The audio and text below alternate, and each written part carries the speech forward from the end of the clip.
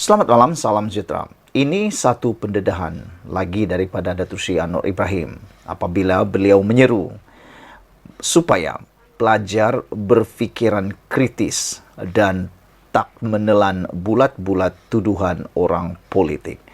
Perdana Menteri mahu pelajar kritis berfikir, tak telan bulat-bulat tuduhan orang politik.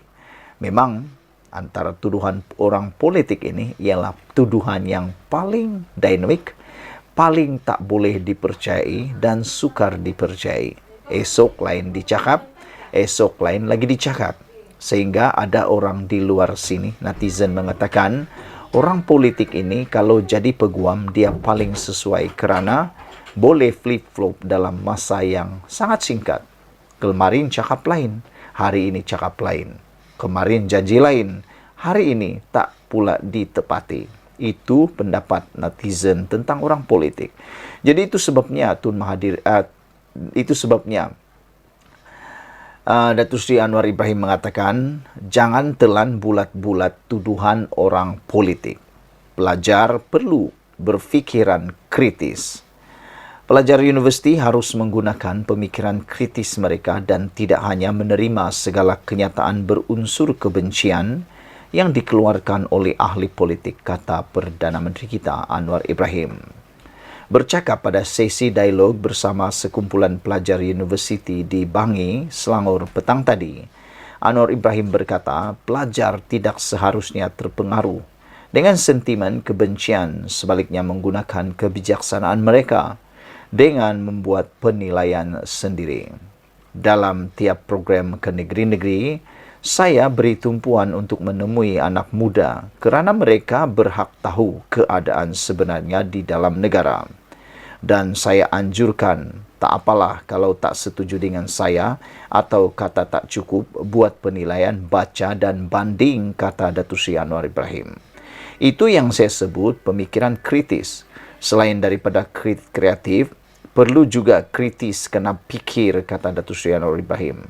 Katanya di program Cakna Madani, Perdana Menteri bersama pelajar yang mendapat beasiswa Jabatan Perkhidmatan Awam JPA. Sebagai tindak balas terhadap kritikan daripada seterunya, Presiden PKR itu berkata, memang ada beberapa ahli politik menggunakan retorik perkauman dan agama untuk menyerang kerajaan. Antara dakwaan mereka menurut Anwar ialah, kononnya dia membenarkan negara ini diambil alih oleh kaum China dan DAP. Menurut Perdana Menteri, kerajaan sebenarnya terus mempertahankan perlembagaan persekutuan dan segala perkara yang terkandung di dalamnya, termasuk kedudukan bahasa Melayu, hak keistimewaan orang Melayu dan Bumi Putra, Islam sebagai agama persekutuan, status Raja-Raja Melayu. Tegasnya, kerajaan melaksanakan perkara itu dan pada masa sama tetap menjaga kebajikan semua rakyat di negara ini. Tapi anak-anak Cina, India, Dayak, Kadazan itu anak-anak kita, keluarga besar negara kita. Kita jagalah semua, kita tak pinggirkan sesiapa, kata Datuk Seri Anwar Ibrahim. Jadi oleh kerana saya jawab macam ini, dia pembangkang kata, tengok Anwar samakan Melayu dan Cina, katanya lagi. Susah nak lawan perasua. Menurut ahli Parlimen Tambun itu lagi, negara akan rosak jika rakyatnya gagal berfikir secara kritis dan memilih untuk menerima apa saja yang dikatakan oleh ahli politik kepada mereka. Belajar sampai lulus universiti, kadang-kadang ada PhD, tapi bila orang kata, oh orang Melayu akan ditekan, habis kita, ini Anwar suruh Cina kontrol kawan negara, DAP yang jaga. Lepas tu yang mendengar kata ya. Jadi itu yang saya minta, berfikiran kritis. Kerana kita nak selamatkan masa depan kita, kata Datuk Seri Anwar Ibrahim. Dalam program tersebut, Anwar turut menjawab soalan daripada hadirin mengenai defisit kepercayaan dalam kalangan belia terhadap kerajaan dan ahli politik. Mengulas mengenai perkara itu, dia mengakui keadaan politik negara mungkin menyebabkan golongan belia hilang kepercayaan terhadap pemimpin negara.